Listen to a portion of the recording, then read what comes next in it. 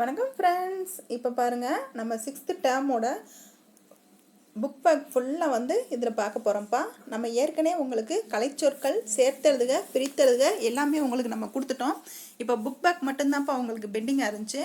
அதையும் இன்றைக்கி தொகுத்து கொடுத்துருவோம்ப்பா. இதே மாதிரி டேர்ம் 2, டேர்ம் 3 எல்லாம் உங்களுக்கு நாளைக்கு ஈவினிங்குள்ளே அப்லோட் பண்ணிடுவோம்ப்பா. நீங்கள் அது வரைக்கும் சுருக்குங்க பொருளாதாரம் படிச்சுக்கிட்டு இருங்கப்பா. சண்டே நீங்கள் கண்டிப்பாக டெஸ்ட் எழுதி பாருங்கள், உங்களுக்கு ரொம்ப யூஸ்ஃபுல்லாக இருக்கும்ப்பா. வாங்க இப்போ நம்ம இந்த டேர்ம் 1 லெசனில் புக் பேக்கில் நமக்கு என்னென்ன இருக்குது அப்படின்னு சொல்லி பார்க்கலாம். ஃபஸ்ட்டு பாருங்கள், சொல்லும் பொருளும் கொடுத்துருக்காங்க. நிருமித்த அப்படின்னா உருவாக்கிய அப்படின்னு அர்த்தம். அப்படின்னு மீனிங்கில் இந்த செய்யுளுக்கு நிருமித்தன்னா உருவாக்கிய அப்படின்னு கொடுத்துருக்காங்கப்பா. விளைவு அப்படின்னா விளைச்சல். விளைவுனா நம்ம நாற்று, செடி, கொடி அதெல்லாம் விளையுது பார்த்தீங்களா, அதை தான் சொல்லியிருக்காங்க. நெக்ஸ்ட் பாருங்கள், சமூகம் அப்படின்னா மக்கள் குழு. ஒரு மக்கள்லாம் குழுக்களாக, அதாவது 5-6 பேர், ஒரு 10 பேருன்னு சேர்ந்து வாழ்கிறாங்கல்ல, அதுக்கு பேர் தான்ப்பா மக்கள் குழு. இப்போ ஒரு 10 பேர் 20 பேர் சேர்ந்து வாழ்ந்தாவே அந்த இடத்த என்ன சொல்லுவாங்க, சமூகம் அப்படின்னு தானே சொல்லுவாங்க. அதுக்கு தான்ப்பா சொல்கிறாங்க.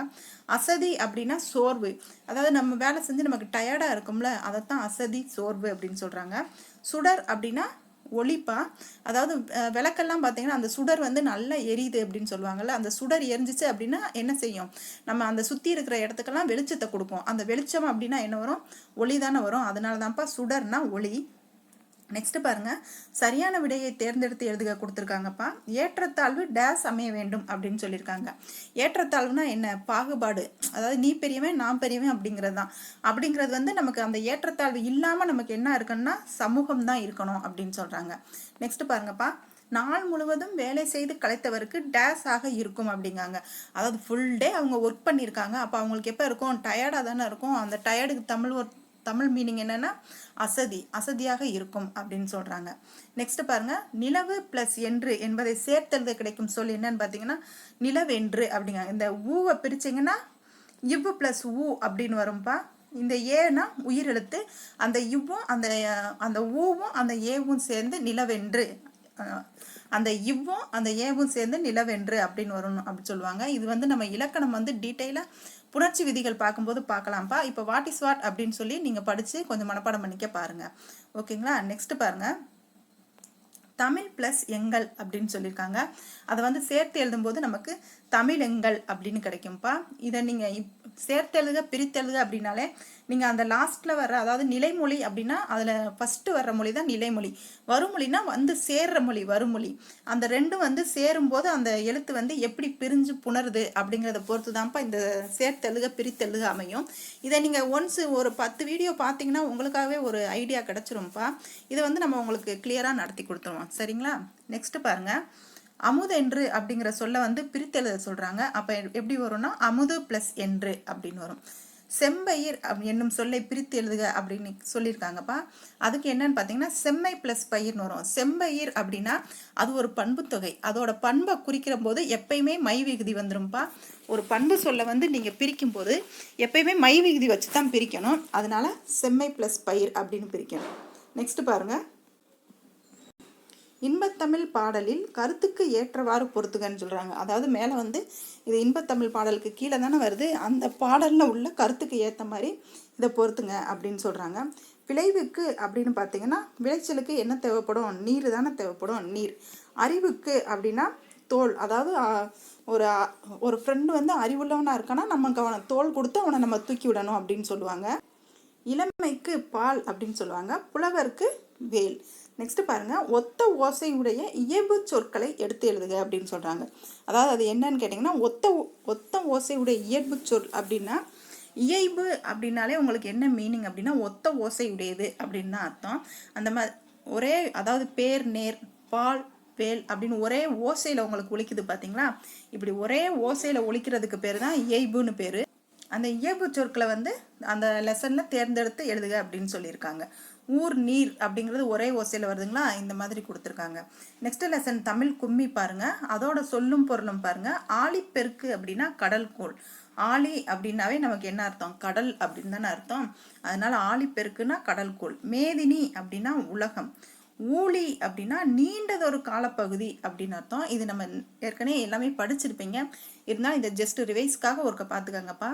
உள்ள பூட்டு அப்படின்னா அறியாமை, அதாவது உள்ளத்தை வந்து அவங்க பூட்டி அவங்களுக்குள்ளேயே ஒரு சர்க்கிள் மாதிரி போட்டு அதுக்குள்ளேயே வாழ்கிறாங்க அப்படின்னு சொல்ல வராங்க. அதுக்கு பேர் தான்ப்பா அறியாமை. மெய் அப்படின்னா உண்மை, வழி அப்படின்னா நெறி, அகற்றும் அப்படின்னா விளக்கும் அப்படின்னு அர்த்தம். அதாவது ஒரு செயலை வந்து அகற்றிடுங்க அப்படின்னு சொல்கிறாங்கல்ல, அதை விளக்கி வச்சிருங்க அப்படின்னு அர்த்தம். நெக்ஸ்ட் பாருங்க, மேன்மை அப்படின்னா உயர்வு. மேன்மையானவர்கள் அப்படின்னு சொல்லுவாங்கல்ல, அவங்கன்னா யாருன்னா உயர்வானவர்கள் அப்படின்னு அர்த்தம். அறம் அப்படின்னா நற்செயல். அறம் செய்யுங்க அப்படின்னு சொல்லுவாங்க. அறம் செய்ய விரும்ப அப்படின்னு கூட சொல்லுவாங்கல்ல, அதுக்கு வந்து நற்செயல் மீனிங்ப்பா. நெக்ஸ்ட் பாருங்க, சரியான விடையை தேர்ந்தெடுத்து எழுதுக சொல்லியிருக்காங்க. தாய்மொழியில் படித்தால் டேஸ் அடையலாம் அப்படின்னு சொல்லியிருக்காங்க. தாய்மொழியில் படித்தோன்னா நம்ம என்ன அடையலாம் அப்படின்னு பார்த்தீங்கன்னா, நம்ம உயர்வு அடையலாம் அப்படிங்கிற மீனிங் தானே வரும். அப்போ உயர்வுன்னா என்னது? மேன்மை. சரிங்களா? அப்படி நீங்கள் அந்த லெசனை படித்தா மட்டும்தான்ப்பா பின்னாடி இருக்க புக் பேக்கு நீங்கள் ஆன்சர் பண்ண முடியும். நீங்கள் லெசனை ஸ்கிப் பண்ணிட்டு வந்தீங்க அப்படின்னா புக் பேக் வந்து உங்களுக்கு கண்டிப்பாக ஆன்சர் பண்ண முடியாது. ஏன்னா கோடிட்டடங்கள் வந்து நமக்கு கண்டிப்பாக 1 or 2 கொஸ்டின்லேருந்து ஒரு 5 கொஸ்டின் வரைக்கும் வச்சுருவாங்கப்பா. அதனால் நீங்கள் லெசனை வந்து ஜஸ்ட் நீங்கள் ரீட் பண்ணிடுங்க. இல்லை நீங்கள் ஸ்கிப் பண்ணிட்டு வந்தீங்கன்னா ஒரு 5 கொஸ்டின் வரைக்கும் ஆன்சர் பண்ண முடியாது. ஒரு 5 கொஸ்டின் அப்படிங்கும்போது ஒரு 5000 பேர் உங்களுக்கு முன்னாடி உள்ளே போயிடுவாங்க. அதனால் கவனமாக படிச்சுக்கோங்க. சரிங்களா?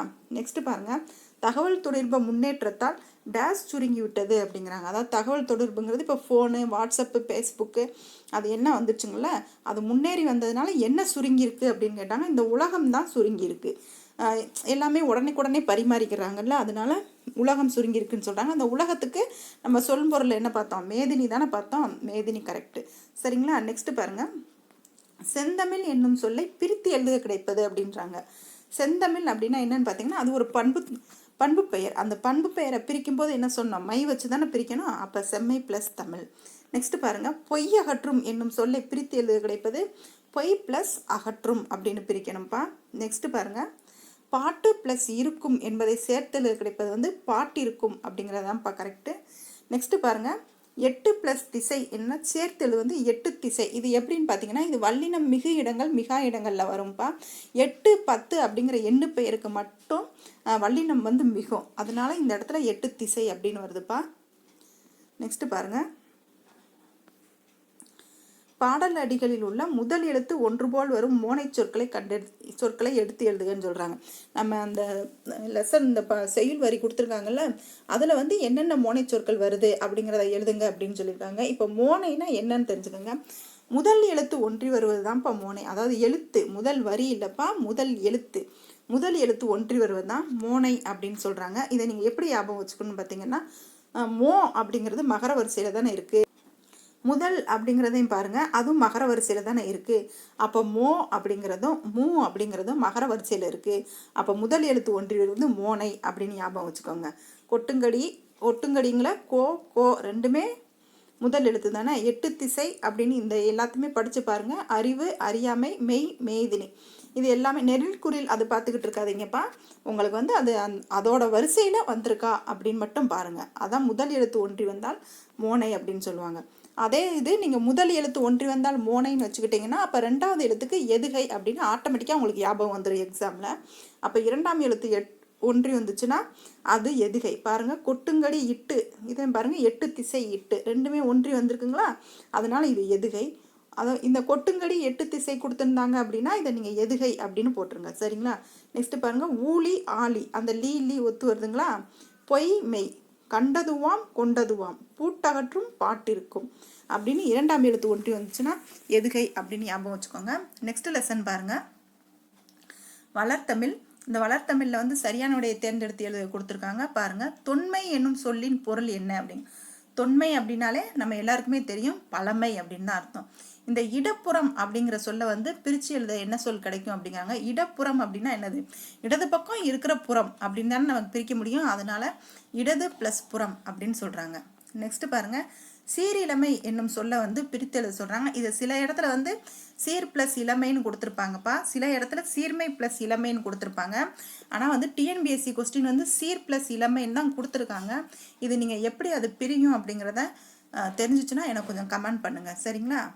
நெக்ஸ்ட் பாருங்க, சிலம்பு ப்ளஸ் அதிகாரம், இது வந்து சிலப்பதிகாரம் அப்படின்னு வரும். அந்த பூவுக்கு பக்கத்தில் இப்போ வந்து அந்த ஆ வந்து பாவா மாறும். சரிங்களா? அது சிலப்பதிகாரம்னு வரும். நெக்ஸ்ட் பாருங்க, கணினி ப்ளஸ் தமிழ் அப்படின்னா கணினி தமிழ் அப்படிங்கும்போது இந்த இடத்துல வந்து வல்லினம் மிகுந்து வந்திருக்கு. நெக்ஸ்ட் பாருங்க, தமிழ் மொழி போல் இனிதாவது எங்கும் காணோம் அப்படின்னு சொன்னவர் யாரு அப்படின்னு பார்த்தீங்கன்னா, இனிதாவது அப்படின்னு வந்துருச்சு அப்படின்னா பாரதியார் அப்படின்னு ஞாபகம் வச்சுக்கோங்க. பாரதியார் சிலபஸ்ல இல்லைன்னு ஸ்கிப் பண்ணிடாதீங்கப்பா. அவங்க யூனிட் 5ல வந்து நம்மளை திணறடிச்சிருவாங்க, பார்த்துக்கோங்க. மா என்னும் சொல்லின் பொருள் என்ன அப்படின்றாங்க. மா அப்படின்னாலே விலங்கு அப்படின்னு தான் அர்த்தம். நெக்ஸ்ட் பாருங்க, நாம் சிந்திக்கவும் சிந்தித்ததை வெளிப்படுத்தவும் உதவுவது என்னன்னு கேட்காங்க. மொழி, அதாவது நம்ம என்ன யோசிக்கிறோம், நம்ம யோசிக்கிறத நம்ம அடுத்தவங்களுக்கு எப்படி சொல்ல போகிறோம் அப்படிங்கிறதுக்கு வந்து நமக்கு என்ன ஹெல்ப்ஃபுல்லாக இருக்குது அப்படின்னு பார்த்தீங்கன்னா, நம்ம பேசக்கூடிய மொழி தானே உதவியாக இருக்குது. அதனால மொழி. தமிழில் நமக்கு கிடைத்துள்ள மிக பழமையான இலக்கண நூல். மிக பழமையான இலக்கண நூல்னா தொல்காப்பியம். அது வந்து நமக்கு கிடைத்துள்ள அப்படின்னா தான்ப்பா தொல்காப்பியம். கிடைத்துள்ளன்னு கொடுக்காம மொட்டைக்கட்டையாக மிக பழமையான நூல் அப்படின்னு கேட்டாங்கன்னா அங்கே அகத்தியம் வந்துடும். சரிங்களா? அதனால இந்த இடத்த கொஞ்சம் பார்த்து தெளிவாக படிச்சுக்கோங்க. நெக்ஸ்ட் பாருங்க, மொழியை கணினியில் பயன்படுத்த வேண்டுமெனில் அது டேஸ் அடிப்படையில் வடிவமைக்கப்பட வேண்டும் அப்படின்னு சொல்லியிருக்காங்க. எந்த அடிப்படையில் வந்து அமைச்சோம் அப்படின்னா அது கணினியில் வந்து நமக்கு பயன்படுத்துறதுக்கு வந்து எளிமையாக இருக்கும் அப்படின்னு கேட்காங்க. அது எண்களின் அடிப்படையில் அப்படிங்கிறதான்ப்பா சரியானது. நெக்ஸ்ட் பாருங்க, சொற்களை சொந்த தொடரில் அமைத்து எழுதுக. அதாவது இவங்க வந்து ஒரு வார்த்தை கொடுத்துருவாங்க, அதை வந்து நமக்கு தெரிஞ்ச மாதிரி ஒரு தொடராக வந்து ஒரு தொடரை அமைங்க அப்படின்னு சொல்கிறாங்க. இப்போ தனிச்சிறப்பு அப்படின்னு ஒரு சொல்லு கொடுத்துருக்காங்க. அதை தொடரை நம்ம எப்படி அமைக்கணும்னா, உலக மொழிகளுள் தனிச்சிறப்பு உடையது தமிழ் அப்படின்னு சொல்கிறாங்க. அதாவது இந்த தமிழுக்கு தானே தனியாக ஒரு சிறப்பு இருக்குது, அதனால அதை சொல்கிறாங்க. நெக்ஸ்ட் பாருங்க, நாள்தோறும் அப்படின்னு சொல்கிறாங்க. நாம் நாள்தோறும் திருக்குறள் படிப்பது நல்லது.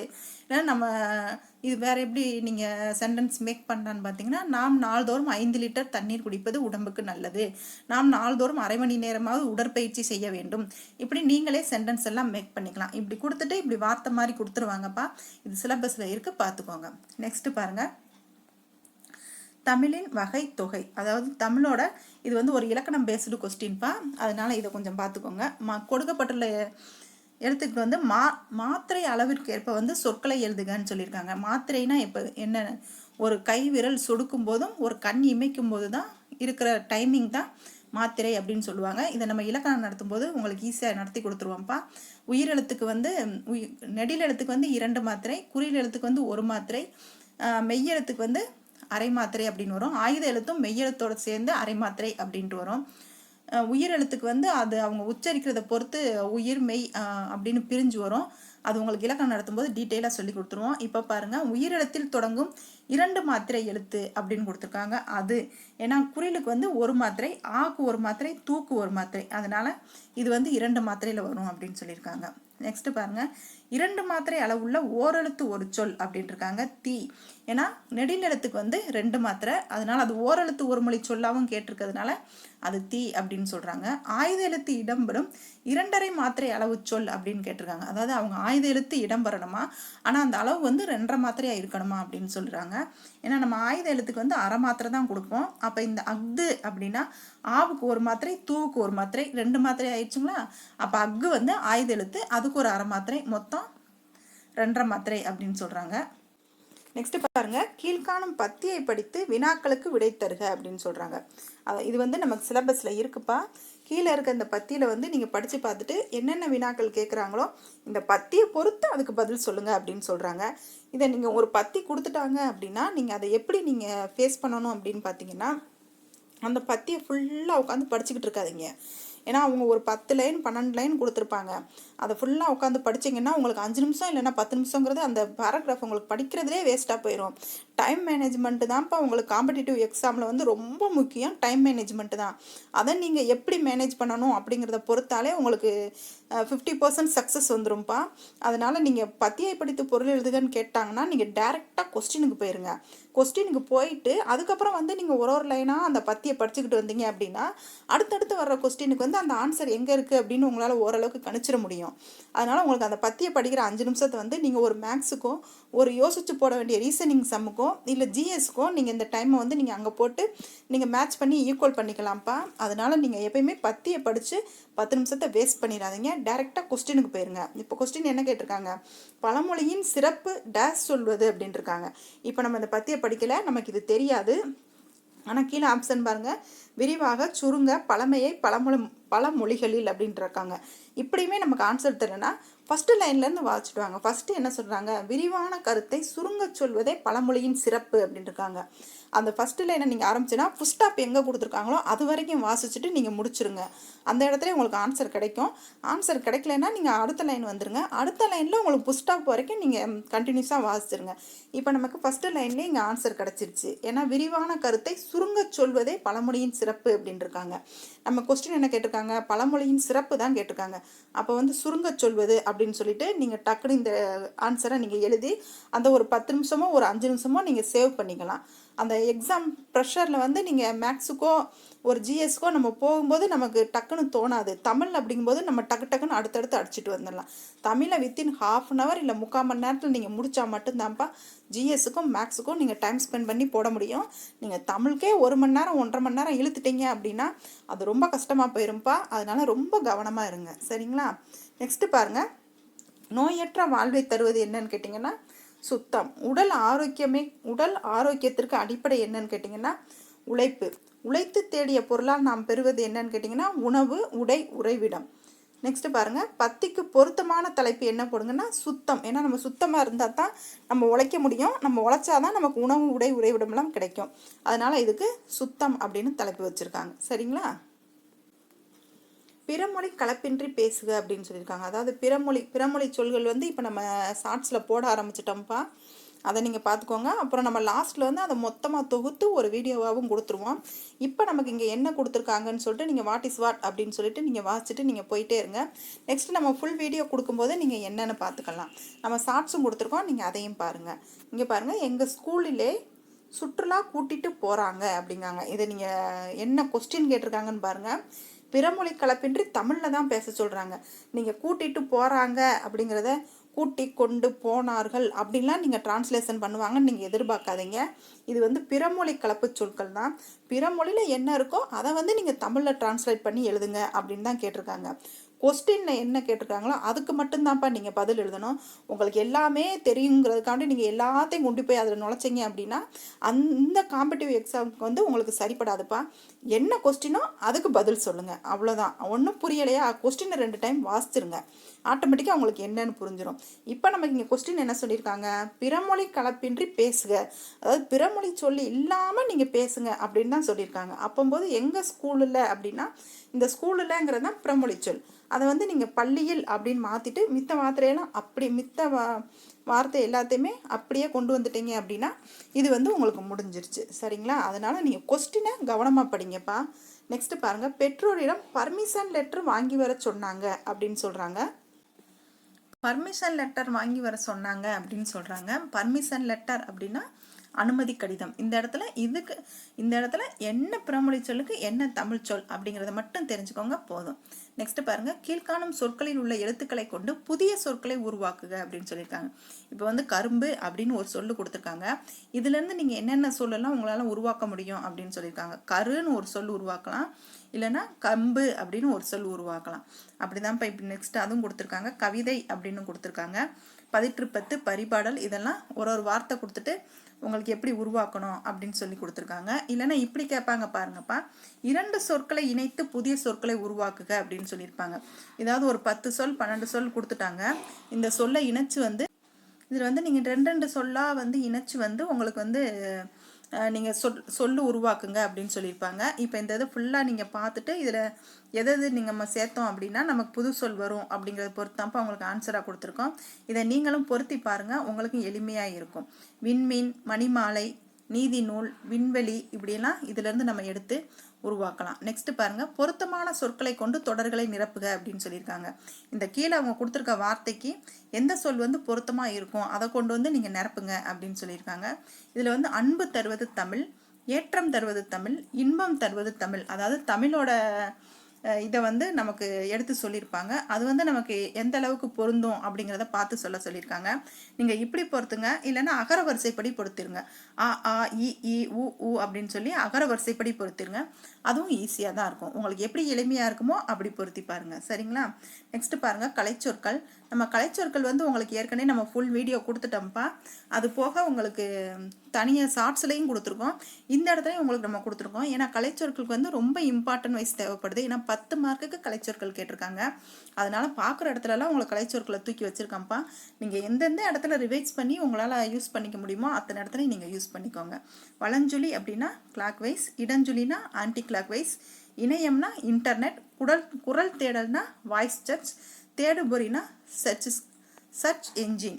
இது வந்து உங்களுக்கு தனியாக படிக்கும்போது எளிமையாக இருக்கிற மாதிரி தெரியும்ப்பா. ஆனால் எக்ஸாம் ஹாலில் உட்காந்து அந்த 4 ஆப்ஷனையும் பார்க்கும்போது அப்படியே கன்ஃபியூஸ் பண்ணி விட்ரும். இது வருமா அது வருமா, குரல் தேடல் அப்படின்னா வாய்ஸ் சர்ச் வருமா இல்லை சர்ச் என்ஜின் வருமா, வாய்ஸ் சர்ச்னு கொடுத்துருவாங்க, இல்லைன்னா சர்ச் வாய்ஸ் அப்படின்னு கொடுத்துருவாங்க. இப்படியே இப்போ மாற்றியும் கொடுத்துருவாங்க. அப்போ நமக்கு எது வரும் அப்படிங்கிறது வந்து நம்ம கன்ஃபியூஸ் ஆயிரும். அதனால் அதை நீங்கள் கொஞ்சம் ஒரு 2 to 3 டைம்ஸ் நீங்கள் படிச்சுக்கிட்டே இருங்க. அப்படி படிக்கும்போது உங்களுக்கு எளிமையாக மனசில் பதிஞ்சிரும்.